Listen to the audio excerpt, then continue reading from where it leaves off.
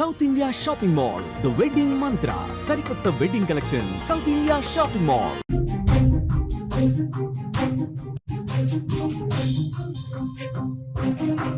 కుటుంబ విలువలు సమాధి అయ్యాయి. అక్రమ సంబంధాలు రాజ్యమేలుతున్నాయి. ఒకప్పుడు అనుమానపు మొగుడు భార్యల్ని వేధించుకు తినేవాడు. కథ మారుతోంది. బాయ్ ఫ్రెండ్ కోసం భార్యలు భర్తలకు మర్డర్ స్కెచ్లకు ఇస్తున్నారు. అది కూడా పెళ్లై నెల రోజులు కూడా గడవక ముందే భర్తను సుపారీ ఇచ్చి హత్య చేయించిన భార్య కథ వింటే ఇది నిజమనిపిస్తోంది. మేఘాలయలో హనీమూన్ హత్య కేసులో ఇదే జరిగింది. అఫీలో ఉన్న లవర్ కోసం కట్టుకున్న భర్తను కిరాయి హంతకులను పెట్టి హత్య చేయించింది సోనం. పెళ్లైన 11 రోజులకే భర్త ప్రాణాలు తీసింది. హత్యకు కారణం ఏంటని పోలీసులు ఆరా తీస్తే ఎంక్వైరీలో భయంకర నిజాలు వెలుగులోకి వస్తున్నాయి. నైట్ షిఫ్ట్ లో ఉద్యోగం చేసే సోనం ఆఫీస్ లో తనకంటే 5 ఏళ్లు చిన్నవాడైన రాజ్ కుష్వాతో అక్రమ సంబంధం పెట్టుకుంది. ఏ విషయాన్ని కుటుంబ సభ్యుల దగ్గర దాచిపెట్టి రాజా రఘువంశీని పెళ్లి చేసుకుంది. పెళ్లిలో ఎంతో సంతోషంగా కనిపించిన సోనం భర్తను హనీమూన్ కు తీసుకెళ్లి హత్య చేయాలని డిసైడ్ అయింది. ఇందుకు లవర్ రాజ్ కుష్వా సాయం తీసుకుంది. మధ్యప్రదేశ్ నుంచి 3 కిరాయి హంతకులను మేఘాలయకు పిలిపించి వాళ్ళు స్టే చేసిన సుహ్రారీం దగ్గర అతని హత్యకు ప్లాన్ చేసినట్లుగా తెలుస్తోంది. మే 22న వీళ్ళు హనీమూన్ కు వెళ్తే మే 23నే రాజా రఘువంశీని హత్య చేసింది. హత్య సమయంలో సోనం కూడా అక్కడే ఉందని పోలీసులు ఇన్వెస్టిగేషన్ లో తెలుస్తోంది. ఇందుకే ఈ మర్డర్ స్కెచ్ ఎలా వేసింది అనే వివరాలు మా న్యూస్ ఎడిటర్ తిరుమల అందించే ప్రయత్నం చేస్తారు. తిరుమల, రఘువంశీ సోనం ఇష్యూ ఎంత పెద్ద సంచలనం సృష్టించిందో తెలుగు రాష్ట్రాల్లో మనం చూస్తూనే ఉన్నాం. అసలు ఏం జరిగింది, సీన్ టు సీన్ చెప్పే ప్రయత్నం చేయండి.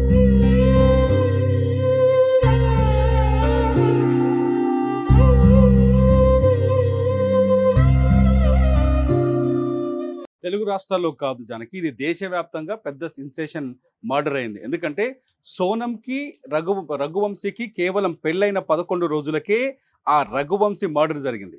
సోనమే ఈ హత్య చేసినట్టుగా స్పష్టంగా అర్థమవుతుంది. హత్య చేసిన సమయంలో అంటే మధ్యప్రదేశ్ నుంచి వీళ్ళు చాలా తెలివైన స్కెచ్ చేసింది.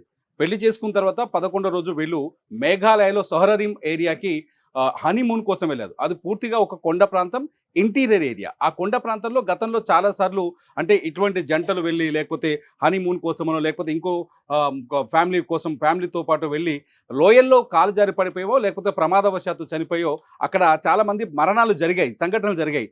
సేమ్ తన భర్తను కూడా అటువంటి సీన్లో ఇరికించాలనే ప్లాన్ వేసింది సోనం. సోనం తెలివితేటలను ఒక్కసారి ఇక్కడ మన ప్లాన్ చూసుకోవాలి. సోనం ఏం చేసింది, 22వ తేదీన సొహరీరం ఏరియాకి తన భర్తతో కలిసి వెళ్ళింది. 23వ తేదీన మధ్యప్రదేశ్ నుంచి తన ప్రియుడు రాజ్ కుష్వా సహాయంతో 3 సుపారీ కిల్లర్స్ని పిలిపించుకుంది. ఈ 3 సుపారీ కిల్లర్స్ సోనంని అట్లాగే రఘువంశీని సొహరీరం ఏరియాలో కొండ ఎక్కుతున్న టైంలో, అక్కడ ఒక టూరిస్టు ప్లేస్ ఉంది, ఒక కొండ ప్రాంతాన్ని వీళ్ళు ట్రెక్కింగ్ చేస్తున్నారు. ఆ టైంలో వీళ్ళు 3 వచ్చి వాళ్ళని కలిశారు. ఆ టైంలోనే ఈ మర్డర్ జరిగినట్టుగా అనుమానిస్తున్నారు. అయితే సోనం భర్తతో పాటు వాళ్ళ ఫ్రెండ్స్ అని పరిచయం చేసినట్టుగా తెలుస్తుంది. ఫ్రెండ్స్ ఆ 3 కలిసి, ఈ 4 కలిసి కొంతసేపు ఆ ఏరియాలో విహరించారు. ఆ తర్వాత రఘువంశీని కిందకి కొండ దిగిన తర్వాత దారుణంగా కత్తితో పొడిచి చంపినట్టుగా తెలుస్తోంది. చంపేసి డెడ్ బాడీని అక్కడే వదిలేసి వెళ్ళారు. అయితే డెడ్ బాడీ దొరికిన ప్లేస్లో సోనంకి సంబంధించిన కొన్ని వస్తువులు కూడా దొరికాయి. సోనంకి సంబంధించిన ఒక మెడిసిన్ స్ట్రిప్ దొరికింది, సోనంకి సంబంధించిన ఒక వైట్ జాకెట్ దొరికింది, అట్లాగే ఆమె ఫోన్ పైన ఉండే స్క్రీన్ గార్డ్ దొరికింది. ఇది చూసిన తర్వాత మేఘాలయ పోలీసులు చాలా స్పష్టంగా ఒక నిర్ణయానికి వచ్చారు. సోనం ఖచ్చితంగా ఈ హత్య చేసి ఉంటుంది అని ఒక నిర్ధారణకు వచ్చారు. యాక్చువల్గా ఈ కథలో ఫస్ట్ ఒక రకమైన మిస్టరీ కొనసాగింది. ఎప్పుడైతే రాజవంశీ 22వ తేదీ నుంచి 23వ తేదీ నుంచి రఘువంశీ సోనం ఇద్దరు కనిపించకుండా పోయారు. కనిపించకుండా పోవడం ఒక పెద్ద బ్రేకింగ్ అయింది. దేశవ్యాప్తంగా వీళ్ళిద్దరు ఒక హనీమూన్కి వెళ్ళే జంట అదృశ్యం అవడం మిస్టరీగా మారిందని ఒక చర్చ జరిగింది. దీనిపైన ఏకంగా మేఘాలయ సీఎం సంగమాంగ్ కూడా చాలా తీవ్రంగా స్పందించారు. కనిపించకుండా పోయిన ఆ భార్యాభర్తల్ని వెంటనే ట్రేస్ చేయాలని ఆర్డర్స్ వేశారు. దీంతో మేఘాలయ డీజీపీ ఏకంగా కేసుని డైరెక్ట్గా ఇన్వాల్వ్ అయి ఇన్వెస్టిగేట్ చేస్తే చివరికి రఘువంశీ డెడ్ బాడీని జూన్ 2వ తేదీన సొహరీరం కొండ ఏరియాలో లోయలో ఒక డీప్ లోయలో కనుగొన్నారు. అయితే డెడ్ బాడీ దొరికిన కొద్ది దూరంలోనే వీళ్ళు అద్దెకు తీసుకున్న ఒక బైక్ దొరికింది. అయితే ఈ బైక్కి కీస్ కూడా అలాగే ఉన్నాయి. ఇదంతా చూస్తే ఖచ్చితంగా ఒక స్కెచ్ చేసి మర్డర్ చేశారనే క్లారిటీకి వచ్చిన పోలీసులు సోనం కోసం వెతికారు. సోనంను కూడా ఎవరో గుర్తు తెలియని వ్యక్తులు చంపేసి ఉంటారని మొదట ఇన్వెస్టిగేట్ చేశారు. కానీ రఘువంశీ తమ్ముడు గోవింద్ అనే వ్యక్తి ఇక్కడ చాలా కీలకంగా పనిచేశారు. గోవింద్ ప్రభుత్వం పైన ఎప్పటికప్పుడు ఒత్తిడి తెచ్చాడు, పోలీసుల పైన ఒత్తిడి చేశాడు. అనుమానం సోనం పైనే ఉంది, సోనం చనిపోలేదు, సోనం ఖచ్చితంగా బతికే ఉంటుందనే కోణంలో ఆయన కూడా కొంత పోలీసులకు సమాచారం ఇచ్చారు. ఇచ్చిన తర్వాత పోలీసులు చేసిన ఒక చిన్న ఎంక్వైరీలో అంటే ఎక్కడైనా టూరిస్ట్ ప్లేస్లో గైడ్లు ఉంటారు, అక్కడ పడి అని ఒక గైడ్ కనిపించాడు. ఆయన పడా అని ఒక గైడు.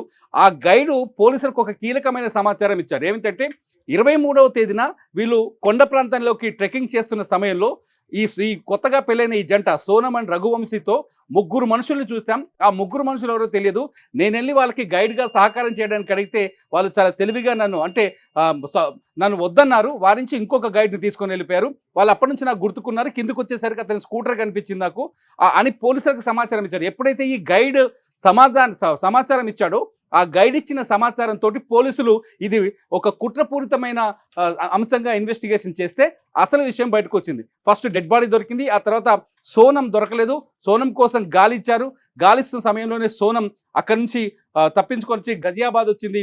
గజియాబాద్కు వచ్చిన తర్వాత ఇక్కడ పోలీసులకు లొంగిపోయిన తర్వాత కానీ తెలియలేదు సోనమే ఈ మర్డర్ చేసిందని. సోనం పోలీసుల ముందు లొంగిపోయి నేనే ఈ హత్య చేశానని చెప్పడంతో మేఘాలయ పోలీసులేమని ఇప్పుడు అదుపులోకి తీసుకున్నారు. చాలా పక్కగా అసలు ఎందుకు ఇంత పెద్ద స్కెచ్ చేసిందని ఆలోచిస్తే సోనం నైట్ షిఫ్ట్లో పనిచేసేది. ఈమె ఇండోర్లో ఉంటుంది. సోనంది ఇండోరే, రఘువంశీది కూడా ఇండోరే, మధ్యప్రదేశ్లోనే ఇండోర్. వీళ్ళిద్దరు ఇష్టపూర్వకంగానే పెళ్లి చేసుకున్నారు. రెండు కుటుంబాలు ఒప్పుకున్నాయి. సంప్రదాయబద్ధంగానే పెళ్లి నిర్వహించారు. 11 రోజుల ఈ పెళ్లిలో చాలా సంతోషంగా ఆనందంగా కనిపించింది సోనం. ఒక్కరోజు కూడా భర్త పైన వ్యతిరేకంగా కనిపించలేదు, పెళ్లిని వ్యతిరేకిస్తున్నట్టు కనిపించలేదు. కుటుంబ సభ్యులందరికీ చాలా హ్యాపీగా కనిపించింది. అదే హ్యాపీ మూమెంట్లో మేఘాలయకు భర్తను తీసుకొని హనీమూన్కి వెళ్ళింది. కానీ సెకండ్ ట్రాక్లో సోనం చాలా తెలివిగా ప్రియుడు రాజ్ కుష్వాని పట్టుకొని భర్త రాజ్వంశీని మేఘాలయలో లేపేయాలని స్కెచ్ వేసింది. ఈ స్కెచ్ని ఎవరు గుర్తించలేకపోయారు. కారణం ఏంటంటే రాజ్ కుష్వా సోనం కంటే 5 ఏళ్ళు చిన్నవాడు. వీళ్ళ ఆఫీస్లో పనిచేస్తాడు. రాజ్ కుష్వా సోనం ఇద్దరు ఒకే ఆఫీస్లో పనిచేస్తారు. వాళ్ళిద్దరి మధ్య ప్రేమ అనుకున్నా కానీ అది ప్రేమ కాదు, వివాహేతర అంటే అక్రమ సంబంధం అనే అనుమానాలు వ్యక్తం చేస్తున్నారు ఇండోర్ పోలీసులు. సో ఆ 5 ఏళ్ళు చిన్నవాడు కావడంతో ఏం చేయాలి అసలు ఇంటి దగ్గర అంటే కుటుంబ సభ్యులకేమో పరిచయం చేయలేని పరిస్థితి, పెళ్లి చేసుకుంటానని అడగలేని పరిస్థితి. సో ఏం చేయాలో అర్థం కాక భర్తని చంపేసి హాయిగా ఇద్దరం సెటిల్ అవుదామని ఒక పిచ్చి ఐడియాతోటి ఈ మొత్తం స్కెచ్ చేసినట్టుగా అర్థమవుతోంది. మొత్తానికి ఎవరైతే సోనం లొంగిపోతే కానీ ఇది హత్య అని సుపారీ మర్డర్ అనే విషయం వెలుగులోకి రాలేదు. ఒక్కసారి ఎందుకంటే ఈ కేసు ఎందుకు ఇలా తెలుగు రాష్ట్రాలు కూడా చర్చించుకోవాల్సి వస్తుందంటే కేవలం పెళ్ళైన 11 రోజుల్లోనే భర్తని మర్డర్ చేయడం, 11 రోజుల్లోనే అంటే ప్రియుడిని దాచిపెట్టి ప్రియుడి కోసం భర్తని చంపేయడం అనేది ఓ సెన్సేషనల్గా మారింది. ఈ ఇష్యూ మేఘాలయ టూరిజంకి చాలా ఇంపార్టెంట్ ప్లేస్. అది మేఘాలయ ప్రభుత్వం దీన్ని సీరియస్గా తీసుకోవడం, మేఘాలయ ప్రభుత్వం దీనిపైన ఎంక్వైరీ చేయడం, ఏకంగా ముఖ్యమంత్రి ఈ కేసు విచారణలో ఇన్వాల్వ్ అయి ఉండడంతో ఒక్కసారిగా నేషనల్ వైడ్గా సెన్సేషన్గా మారింది జానకి ఈ కేసు. రైట్ తిరుమల. ఎస్, మొత్తంగా మనం చూస్తే కుటుంబ విలువలు సమాధైనట్లుగానే కనిపిస్తున్నాయి. అక్రమ సంబంధాలు రాజ్యం వెళ్తున్నాయి. ఒకప్పుడు అనుమానపు మొగుడు భార్యల్ని వేధించుకు తినేవాడు. కథ మొత్తం మారుతుంది. ఇదే విషయం మళ్ళీ మనకి సోనం కూడా నిరూపించిందని చెప్పుకోవచ్చు. సోనం కూడా ఏం చేసింది, మే 11న పెళ్ళైతే ఇప్పటి వరకు కూడా చాలా కథ నడిపించింది. మొత్తానికి ఫైనల్గా ఆమె లొంగిపోయిన పరిస్థితి కనిపిస్తుంది. భర్తను నేనే చంపాను అని చెప్పి అక్రమ సంబంధం పెట్టుకొని తనని పెళ్లి చేసుకొని అంతం చెయ్యాలి అనే దానికి క్లియర్గా వచ్చినట్లుగా కనిపిస్తుంది. అది కూడా పెళ్ళై 1 నెల రోజులు కూడా గడవక ముందే భర్తను సుపారీ ఇచ్చి హత్య చేయించిన భార్య కథ వింటే ఇది నిజమని అనిపిస్తుంది. మేఘాలయలో హనీమూన్ హత్య కేసులో ఇదే జరిగింది. మేఘాలయ ప్రభుత్వం కానీ అక్కడ పోలీసులు కానీ ఈ కేసుని ఛాలెంజింగ్ గా తీసుకున్నారని చెప్పుకోవచ్చు.